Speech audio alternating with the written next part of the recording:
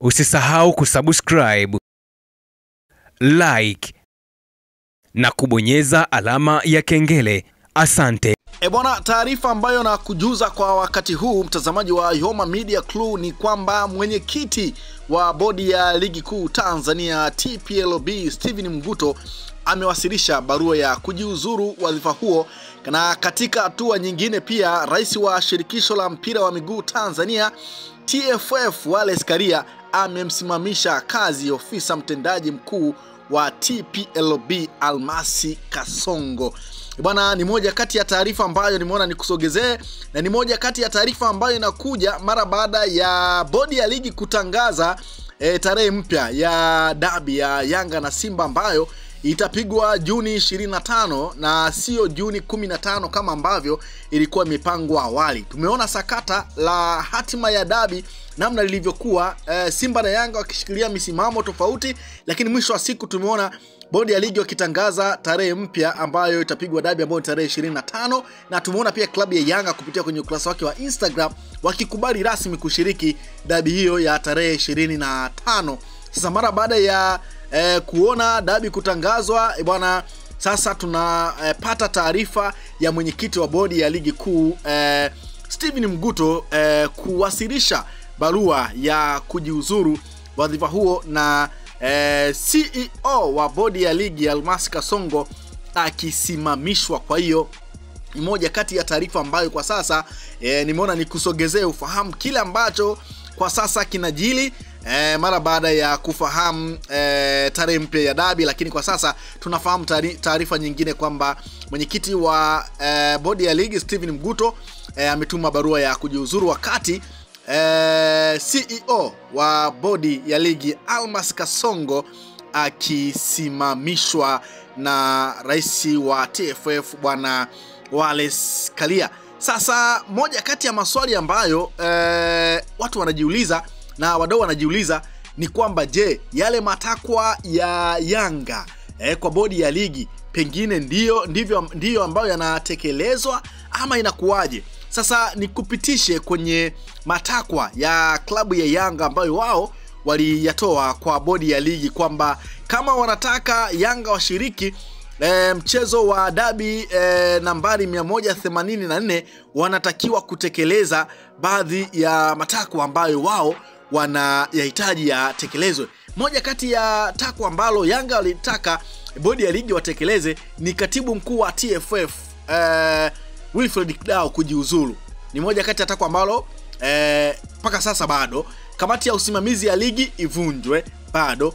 CEO wa bodi ya ligi ajiuzulu, yeye amesimamishwa, lakini bodi ya ligi iwe chombo huru. Sasa unaweza kuona CEO wa bodi ya ligi amejiuzulu, lakini mwenyekiti amejiuzulu pia. Kwa hiyo unaweza ukasema kwamba ni kama matakwa ya Yanga pengine yanatekelezeka, ama ni moja kati ya sehemu ya kuwajibisha pengine wale ambao wamehusika katika kusababisha pengine dabi kupigwa kalenda na dabi kuwepo kwa Machi 8.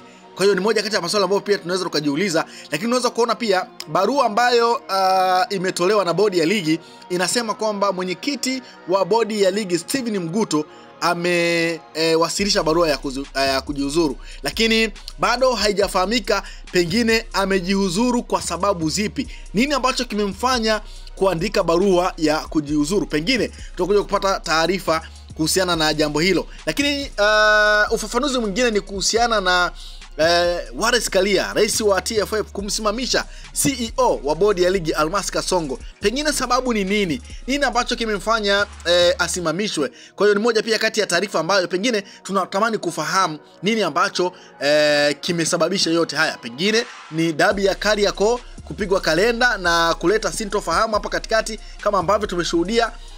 Pengine ni moja kati ya maswali ambayo tunajiuliza na huenda tukaja tukapata majibu, lakini mpaka sasa tayari dabi imeshakwisha kutangazwa kwamba ni tarehe 25 Juni na Yanga wamekubali kushiriki, na tayari wao kupitia kwenye kurasa zao wametamka ama wametoa taarifa kwamba wako kwenye maandalizi ya kujiandaa na dabi hiyo ya tarehe 25. Kwa hiyo ni moja kati ya taarifa ambayo nimeona nikusogezee juu ya taarifa hii ya mwenyekiti wa bodi ya ligi Steven Mguto kuwasilisha barua ya kujiuzuru wadhifa huo, lakini CEO wa bodi ya ligi Almas Kasongo akisimamishwa. Na moja kati ya matakwa ya klabu ya Yanga ambao waliomba ni kumtaka CEO wa bodi ya ligi ajiuzuru.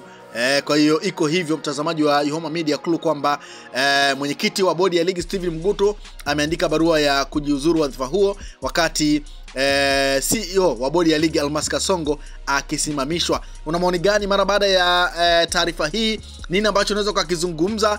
Pengine taarifa hii inahusiana na masuala mazima ya dabi, lakini isivyopingika ni kwamba pengine huenda bodi ya ligi wameanza kuchukua hatua sasa mara baada ya sintofahamu ambayo imetokea juu ya kufanyika kwa dabi ya Simba na Yanga. Lakini pia tuliona mara baada ya dabi kuvunjika Machi 8, bodi ya ligi walizungumza kwamba watakuja na ripoti ya uchunguzi ili kubaini pengine waliohusika kuvunjika kwa dabi, kwa sababu kuna mambo mengi sana yalizungumzwa kuhusiana na kuahirishwa kwa dabi. Kwa hiyo ni moja kati ya taarifa ambayo nimeona nikusogezee mtazamaji wa Ihoma Media Crew kwamba mwenyekiti wa bodi ya ligi Steven Mguto ameandika barua ya kujihudhuru nyadhifa hiyo, wakati CEO wa bodi hiyo Almas Kasongo yeye akisimamishwa na rais